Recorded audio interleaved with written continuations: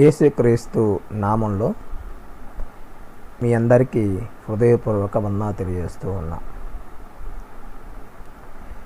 ఈ సమయం ముందు మనము ఆలోచించబోయేటువంటి అంశం ఏంటంటే, కాలములో విభిన్న నివాసములు అనే అంశాన్ని గురించి మనము పరిశీలించబోతున్నాం. కాలములో విభిన్నమైనటువంటి రెండు నివాసాలతో కూడినటువంటి జీవన విధానాలు కొనసాగుతూ ఉన్నాయి. అన్ని కాలాల్లో కూడా ఈ ప్రత్యేకమైనటువంటి రెండు విభిన్నమైనటువంటి విధానాలను మనం పరిశీలించగలం. దాని గురించి సమాచారాన్ని ఈ సమయంలో మనము ఆలోచన చేద్దాం. యేసుక్రీస్తు వారు ఈ భూమి మీద జీవించే విధానాల్లో మనకి ఆయన తెలియజేసే సమాచారం ఏంటంటే, యోహాను సువార్త 16వ అధ్యాయం 33వ వచనంలో ఈ విధంగా రాయబడింది. మీకు ఈ స్క్రీన్ మీద అవపడుతున్న రీతిగా యోహాను సువార్త 16వ అధ్యాయము 33వ వచనము, నా యందు మీకు సమాధానము కలుగునట్లు ఈ మాటలు మీతో చెప్పుచున్నాను. లోకములో మీకు శ్రమ కలుగును, ఆయన్ను ధైర్యం తెచ్చుకోండి, నేను లోకమును జయించి ఉన్నాను. యేసు ప్రభువు వారు చెబుతున్నటువంటి ఈ మాటలను రెండు విషయాలను మనకి చాలా తేటతెల్లంగా అర్థమవుతూ ఉన్నాయి. నా యందు మీకు సమాధానం కలిగినట్లు ఈ మాటలు మీతో చెప్తున్నాను. లోకంలో మీకు శ్రమ కలుగును. లోకము అనేది ఒక ప్రత్యేకమైనటువంటి ఒక స్థితి. అయితే యేసు ప్రభువు వారు ఒక మాట చెప్పాడు, లోకంలో మీకు శ్రమ కలిగిద్ది, ఆయన ధైర్యం తెచ్చుకోండి అని చెప్తూ నేను లోకాన్ని జయించి ఉన్నాను అని చెప్పడం జరిగింది. అంటే లోకములో జీవిస్తున్నటువంటి యేసు ప్రభు లోకాన్ని జయించాడు. అది ఎలా సాధ్యమైందో మనము ఈ పాఠం ద్వారా ఆలోచించబోతూ ఉన్నాం. అంటే లోకము అనేది పాప సంబంధమైనటువంటి జీవనానికి సంబంధించింది. లోకంలో జీవిస్తున్నటువంటి మానవులందరూ కూడా పాపం యొక్క ఏలుబడి కింద జీవిస్తున్నటువంటి ప్రజలే ఉన్నారు. అయితే యేసు ప్రభువు వారు మాత్రము లోకానికి జయించాడు. అంటే యేసు ప్రభు యొక్క జీవన విధానం కానీ, యేసు ప్రభు యొక్క అలవాట్లు కానీ, ఆయన ప్రవర్తించినటువంటి ప్రవర్తన కానీ ప్రత్యేకంగా ఉంది. లోకంలో అందరూ కూడా పాపం చేస్తున్నప్పటికీ యేసు ప్రభు వారు ప్రత్యేకమైనటువంటి జీవితాన్ని లోకంలో ప్రదర్శించాడు. అది ఎలా సాధ్యమైంది అంటే అదే దేవుని జ్ఞానం. యేసు ప్రభువు వారు దేవుని జ్ఞానం ఎరిగినవాడు కనుక, దేవుని యొక్క చిత్తమును, ఆయన యొక్క ఉద్దేశాన్ని ఎరిగి ఉన్నాడు కనుక, లోకంలో జీవించినప్పటికీ 33వ సంవత్సరము లోకంలో ఉన్నటువంటి పాపాన్ని జయించాడు, మరణాన్ని జయించాడు, సాతాన్ని జయించాడు. కాబట్టి లోకంలో ఉన్నటువంటి ఏదైతే ఉందో పాపభరితమైంది, ఆ పాపభరితమైనటువంటి ప్రతి దాన్ని కూడా యేసు ప్రభువు జయించి పరలోకమందు దేవుని కృపాసనాసీనుడై ఉన్నాడు. అంటే ఇక్కడ మనకి స్పష్టమైనటువంటి అవగాహన ఏం తెలియజేస్తుందంటే, లేఖనము లోకం అనేది ఒకటి ఉంది, లోకములో జీవిస్తున్నటువంటి ప్రజలు దేవుని కుమారులుగా జీవిస్తే అది లోకానికి ప్రత్యేకమైనటువంటి జీవిత విధానము. లోకంలో ప్రజల మటుకు వాళ్ళ యొక్క జీవన విధానము ఎలా ఉంటుందంటే, భౌతికమైనటువంటి స్థితిగతుల మధ్య, పాపభరితమైనటువంటి జీవితం మధ్య వాళ్ళ అలవాట్లు, వాళ్ళ ఆలోచన విధానము అంతే కూడా దేవుని నీతికి వేరుగా జీవించేటువంటి పద్ధతి వారి జీవితాల్లో కొనసాగుతుంది. అదే లోకంలో జీవిస్తున్నటువంటి మరొక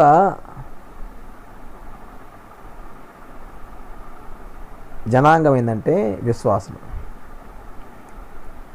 వీరి యొక్క విశ్వాసము యేసుప్రభు యొక్క మాటలను బట్టి వారి యొక్క జీవనం కొనసాగుతూ ఉంటుంది. వారు లోకంలో ఉంటారు కానీ వారి యొక్క జీవన విధానం కానీ, వారి అలవాట్లు కానీ, వారి పద్ధతులు కానీ, వారి యొక్క అభిరుచులు కానీ ప్రత్యేకంగా ఉంటాయి. కారణం ఏంటంటే యేసుప్రభు వారికి మాదిరి ఉన్నాడు. అందువల్ల లోకములో రెండు విభిన్నమైనటువంటి పరిస్థితులతో కూడినటువంటి జీవన విధానాలు ఉన్నాయి అనే విషయాన్ని తెలియజేయటమే ఈ పాఠం యొక్క ముఖ్య ఉద్దేశం. యేసుప్రభు వారు అదే సందర్భంలో మరొక విషయాన్ని తెలియజేస్తూ ఏమన్నాడంటే, యోహాను సువార్త 15వ అధ్యాయము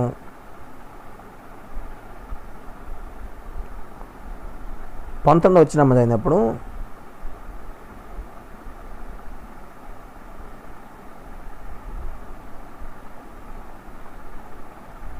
యోహాను సువార్త 15వ అధ్యాయం 19వ వచనంలో, మీరు లోక సంబంధులైన యెడల లోకము తన వారిని స్నేహించును, అయితే మీరు లోక సంబంధులు కారు, నేను మిమ్మల్ని లోకముల నుండి ఏర్పరచుకుంటుని, అందుచేతనే లోకం మిమ్మల్ని ద్వేషించున్నది అని యేసుప్రభు వారు మాట్లాడుతూ ఉన్నాడు.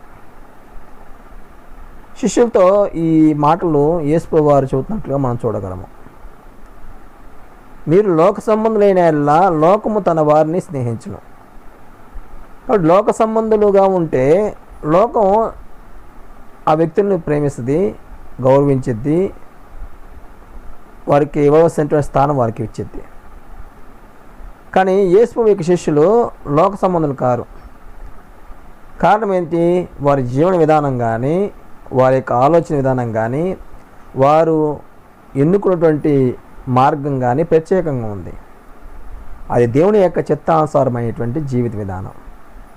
దేవుడు మానవుడిని లోకంలో ఎందుకు సృష్టించాడో ఆ సృష్టించిన విధానాన్ని బట్టి వారి యొక్క జీవనము కొనసాగడానికి వారు ఇష్టపడ్డారు. అందుకోసమే వారి యొక్క జీవితం అంతా కూడా యేసుప్రభుని హత్తుకొని బతికారు. మరణించేంత వరకు కూడా యేసుప్రభు యొక్క శిష్యులు యేసుప్రభు కోసము చనిపోవడానికి సిద్ధపడ్డారు కానీ హత్సాక్షులు అవడానికి సిద్ధపడ్డారు కానీ ఏమాత్రం కూడా విశ్వాసాన్ని విడిచిపెట్టడానికి ఎంత మాత్రం ఒప్పుకోవాలి. కారణం ఏంటంటే వారు వారి జీవనము, వారి భవిష్యత్తు ఎక్కడ ఉందో వారు చూడగలిగారు. వారి యొక్క భవిష్యత్తు గురించి ఆలోచన వారికి స్పష్టంగా ఎరిగొన్నారు. కాబట్టి ఈ లోకంలో మనిషి యొక్క జీవితము 70 సంవత్సరాలు 80 సంవత్సరాల జీవితం సంబంధించింది కాదు, కానీ భవిష్యత్తులో ఉండబోయేటువంటి నిత్యత్వానికి సంబంధించిన విషయమై ఉందనే విషయాన్ని ప్రతి వ్యక్తి ఆలోచించగలగాలి. అందుకే యేసుప్రభు వారు అన్నాడు, మీరు లోక సంబంధులు కారు, నేను మిమ్మల్ని లోకంలో నుండి ఏర్పరచుకుంటుని అని తెలియజేశాడు. అంటే యేసుప్రభు శిష్యులుగా ఉండేటువంటి వ్యక్తుల యొక్క జీవన విధానము లోకంలో నుండి ఏర్పరచుకునేటువంటి ఆ జీవనాన్ని వారు ఇష్టపడాలి. లోక సంబంధులుగా జీవిస్తే యేసుప్రభు శిష్యులు కాలేరు. లోకానికి ప్రత్యేకంగా జీవించడమే యేసుప్రభు యొక్క శిష్యరికం. ఇది మనం అర్థం చేసుకోవాల్సినటువంటి విషయమైంది. చాలామంది బాప్తిజం పొందిన తర్వాత లోక సంబంధుల యొక్క ఆలోచన పద్ధతి బట్టి లేకపోతే వాళ్ళ విధానాలను బట్టి వాళ్ళతో పాటు కలిసి జీవించినటువంటి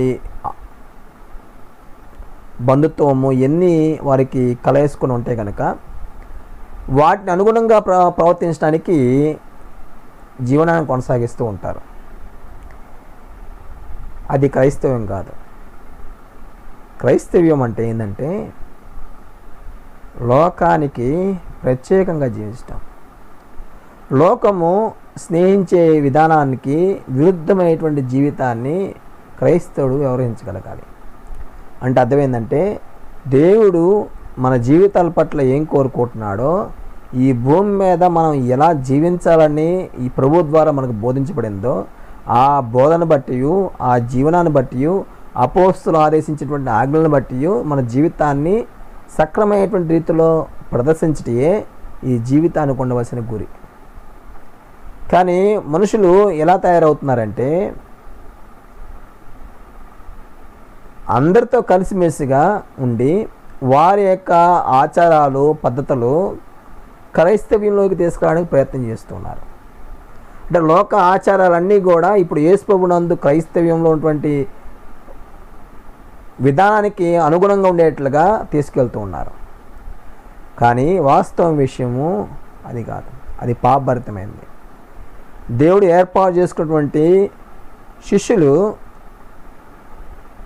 లోక సమయమైనటువంటి ఆచారాలు కానీ పద్ధతులు కానీ వారి యొక్క అభిప్రాయాలు కానీ వారి యొక్క నియమాలు కానీ ఏ మాత్రం కూడా అనుసరించరు.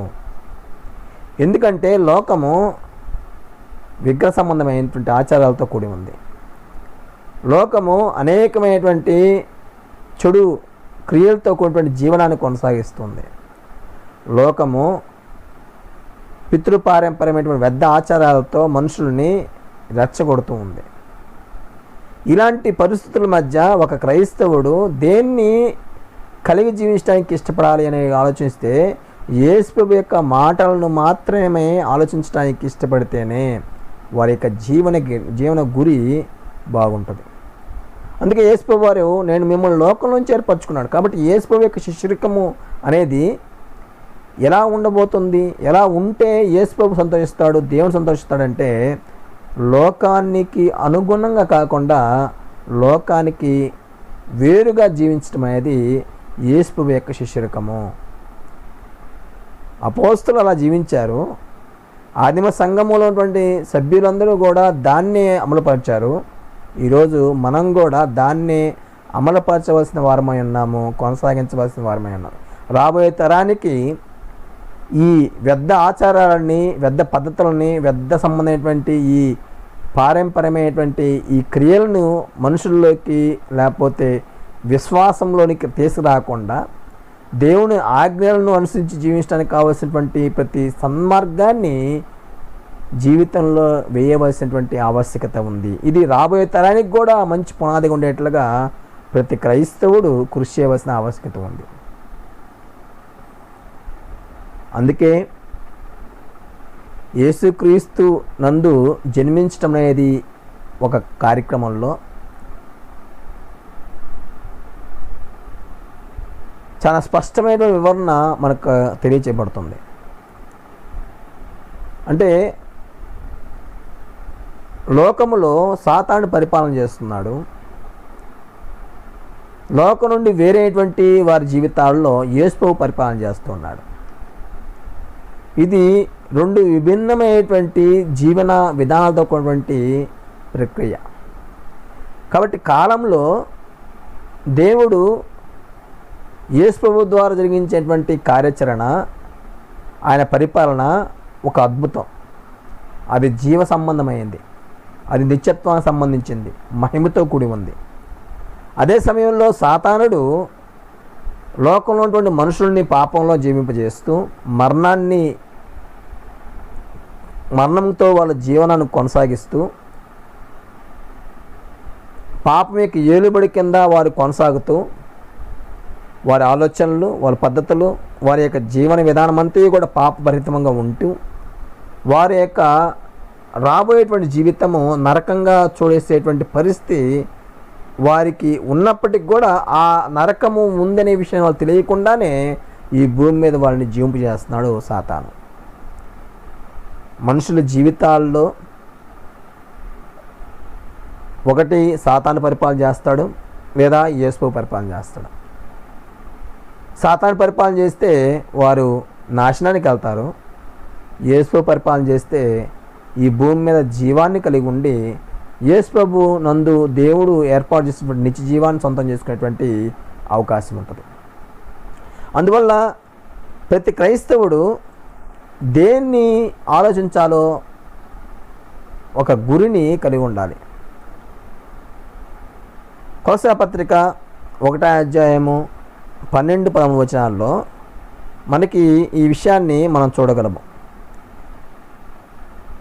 రెండు విభిన్నమైనటువంటి పరిస్థితులు ఉన్నటువంటి ప్రజలని, అనగా లోకంలో ఉన్నటువంటి ప్రజలని యేసుక్రీస్తు యొక్క రాజ్యంలోనికి నడిపించేటువంటి క్రమాన్ని మనము ఆలోచించవలసిన ఆవశ్యకత ఉంది.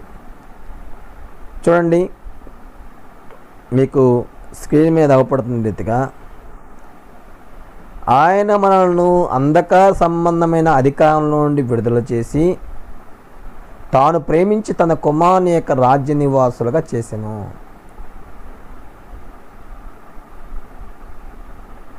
యేసు ప్రభునందు కొత్తగా జన్మించేటువంటి కార్యక్రమంలో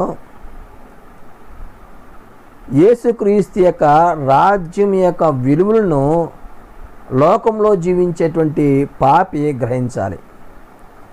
సాతాను అధికారం కింద జీవించేటువంటి వ్యక్తి యేసుక్రీస్తు రాజ్యంలో ఉన్నటువంటి ఆశీర్వాదాలు, యేసుక్రీస్తు రాజ్యంలో ఉన్నటువంటి విలువలను అర్థం చేసుకొని దాన్ని ఇష్టపడి అంగీకరించవలసిన వారే ఉండాలి. ఇది వాస్తవం విషయం. అందుకే అలాంటి వారిని దేవుడు కొత్త జన్మ ద్వారా వాళ్ళని పరిశుద్ధపరిచేటువంటి కార్యక్రమాన్ని చేస్తూ ఉన్నాడు.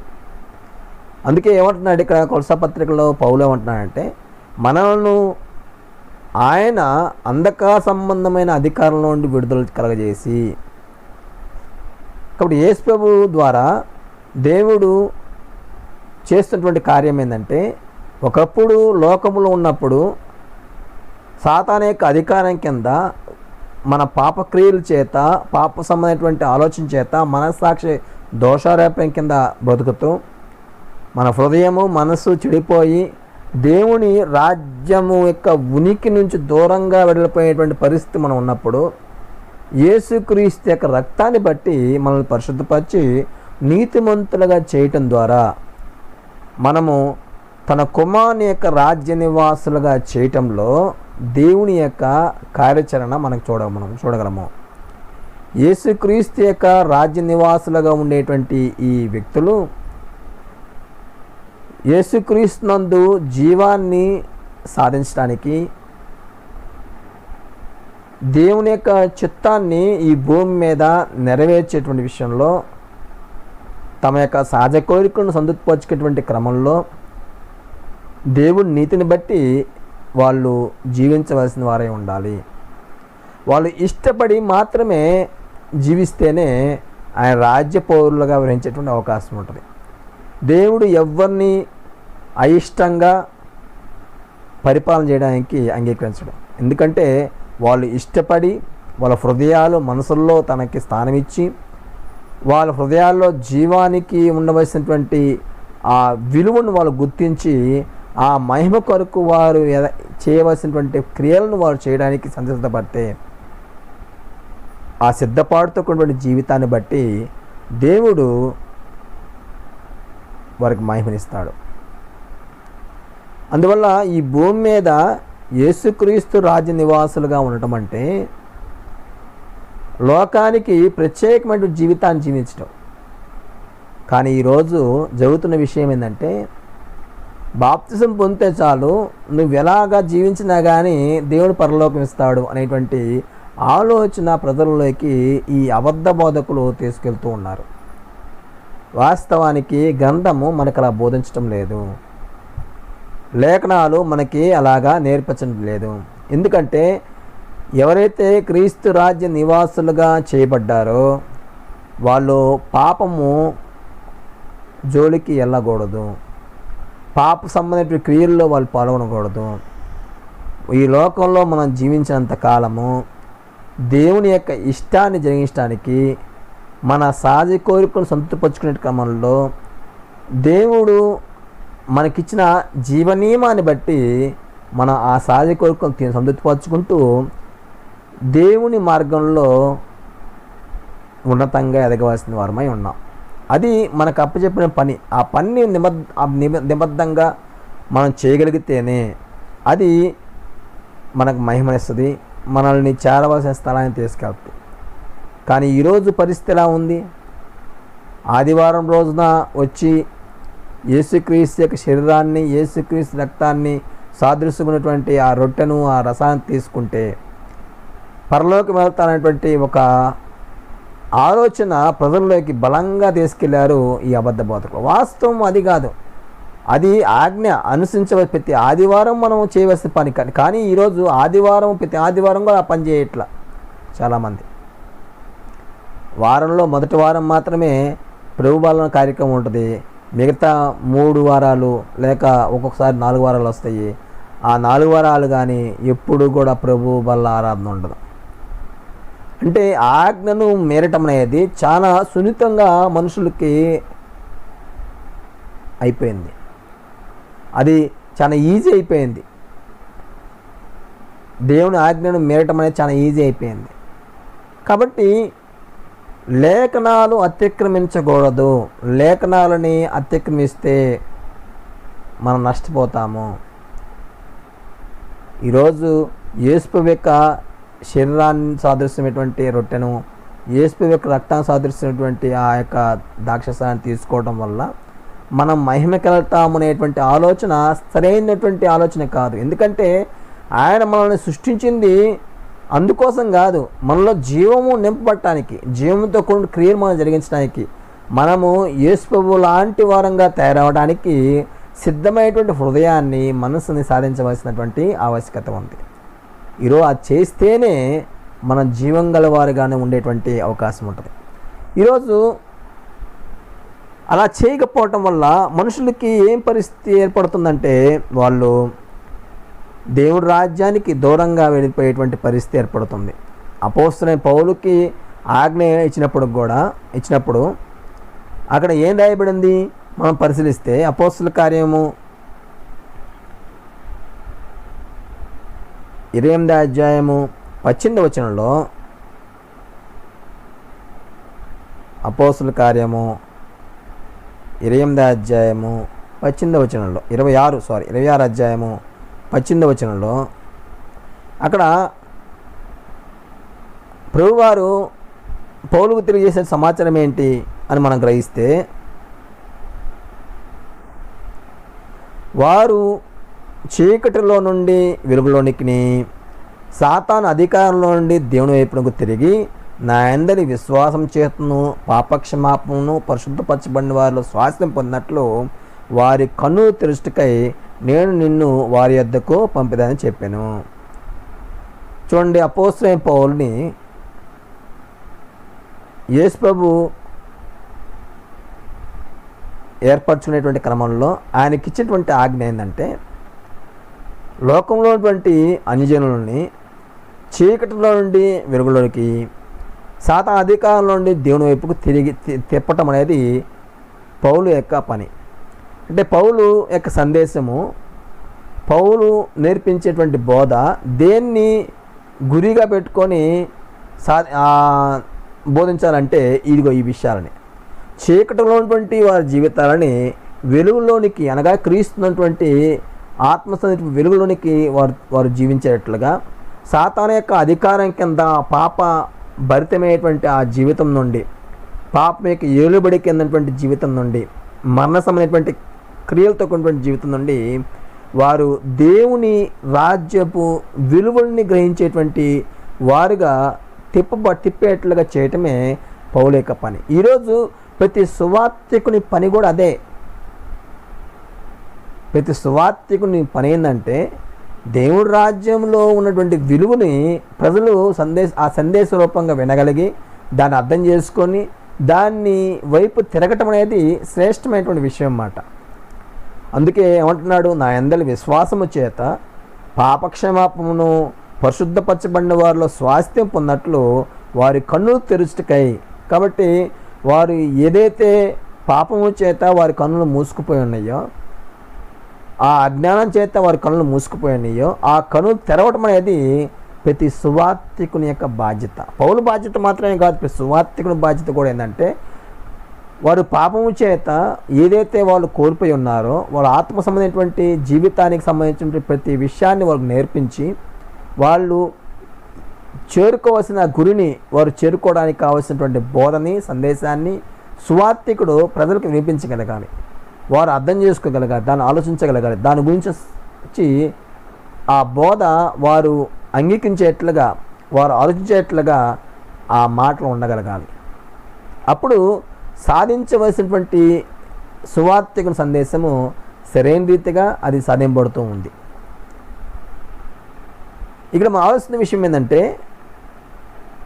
లోకంలో ఉన్నటువంటి చీకటి నుండి, లోకంలో ఉన్నటువంటి సాతాధికారుల నుండి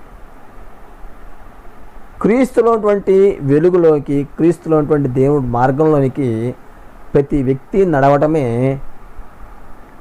దేవుని యొక్క ఏర్పాటు. కాబట్టి ఇది ఎలా సాధ్యమేదంటే కొత్త జన్మ ద్వారా. లోకంలో నుండి చీకట్లో నుండి వెలుగులోకి ఎలాగా సాధ్యమేదంటే కొత్తగా జన్మిస్తేనే. సాతాను అధికారంలో నుండి దేవుని వైపుకి ఎలాగా మళ్ళగలడం అంటే కొత్తగా జన్మిస్తేనే అసాధ్యమయ్యేది. నా యందు విశ్వాసం ఉంచాలి, పాపక్షమా పొందాలి, పరిశుద్ధపరచబడాలి. అది ఆ పరిశుద్ధపరచబడిన పరిస్థితిని బట్టి వారికి స్వాస్థ్యము అనుగ్రహింపబడుతుందనే విషయాన్ని పౌలుకి ప్రభు ద్వారా ఈ మాటలు తెలియజేయబడ్డాయి. అందువల్ల సంఘము అంటే బయటికి పిలువబడటము. రెండు వేరేటువంటి పరిధుల నుంచి, లోకము అనేటువంటి పరిధి నుండి క్రీస్తు అనేటువంటి పరిధిలోనికి పిలువబడుతున్నారు ఈ వ్యక్తులు. కాబట్టి ఈ లోకమే వెలుపటి వారుగా పౌలు తెలియజేస్తూ ఉన్నాడు. మొదటి కొరింథీ పత్రిక 5వ అధ్యాయము 12వ వచనం మనం చదివినప్పుడు అక్కడ రాయబడిన విషయం ఏంటంటే, మొదటి కొరింథీ పత్రిక 5వ అధ్యాయము 12వ వచనం మనం చూసినప్పుడు, వెలుపల వారికి తీర్పు తీర్చుటకు నాకేలా, వెలుపల వారికి దేవుడు తీర్పు తీర్చును కానీ మీరు లోపల వారికి తీర్పు తీర్చేవారు కనుక ఆ దుర్బలాన్ని మీలో నుండి వెలివేయడి అన్నాడు.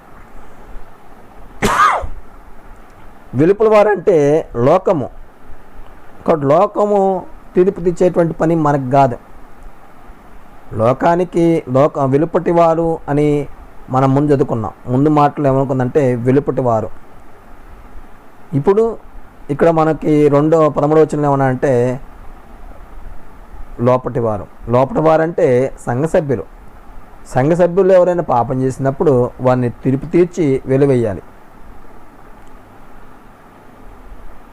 వెలుపల వారికి తీర్పు తీర్చే అవసరం, ఎందుకంటే వాళ్ళ క్రియలు వారిని తీర్పు తీస్తాయి, వాళ్ళ దేవుడే ఆ తీర్పు తీరుస్తాడు. కాబట్టి వెలుపల వారు ఎవరంటే లోక సంబంధమైనటువంటి వారని, లోపల వారంటే ఎవరంటే క్రీస్తు సంఘ సభ్యులని మనం అర్థం చేసుకోవాల్సిన ఆవశ్యకత ఉంది. ఎందుకు ఈ విషయాలు మనం నేర్చుకోవాల్సిన ఆవశ్యకత అంటే, లోకములో అంటే కాలములో రెండు విభిన్నమైనటువంటి జీవన విధానంతో కూడినటువంటి పరిస్థితులు ఉన్నాయి. ఒక క్రైస్తవుడు లోకానికి అనుకూలంగా జీవించేటువంటి తత్వం గలవాడైతే వాడు క్రీస్తు సంఘ సభ్యుడు కాదు. ఒక స్త్రీ లోకానికి అనుగుణంగా జీవించిన వ్యక్తి అయితే ఆమె క్రీస్తు సంఘ సభ్యురాలు కాదు. అందువల్ల లోకములో ఉన్నటువంటి సహవాసము, లోకం యొక్క నైజము, లోకం యొక్క పరిస్థితులను అనుసరించి క్రైస్తవుడు బ్రతకూడదు. యేసువారు లోకంలో నుంచి మనల్ని ఎందుకు ఏర్పాటు చేసుకుంటున్నాడు?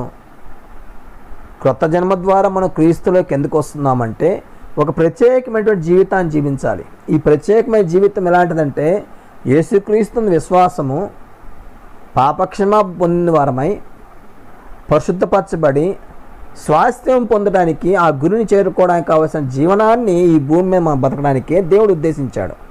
కాబట్టి క్రీస్తు సంఘ సభ్యులు లోకానికి వేరుగా జీవించవలసినటువంటి ప్రజలై ఉన్నారు అనే విషయాన్ని తెలియపరచే ఈ పాఠం యొక్క ముఖ్య ఉద్దేశం. కాబట్టి ప్రేమైనటువంటి సహోదరులారా, ఒక సభ్యుడు లోకానికి వేరుగా జీవించేట్లుగా లోకం యొక్క సంస్కృతిని, లోకం యొక్క పద్ధతిని, లోకం యొక్క అడుగుజాడలు నడవకుండా యేసుక్రీస్తుని అనుసరించి బతికేట్లుగా సిద్ధపాటు చేయటమే సంఘంలో ఉన్నటువంటి ప్రతి వ్యక్తి యొక్క లక్ష్యం. ప్రతి వ్యక్తి అలాగ తయారవ్వాలి, అలాగ తయారు చేసేట్టుగా ఇతరులను ప్రోత్సహించగలగాలి. ఇది చేయవలసినటువంటి పనిలో ముఖ్యమైనటువంటి భాగం. విశ్వాసంలో ఇది ప్రాముఖ్యమైనటువంటి భాగమైందనే విషయం తెలియజేస్తూ ఈ పాఠాన్ని నేను ముగిస్తున్నాను.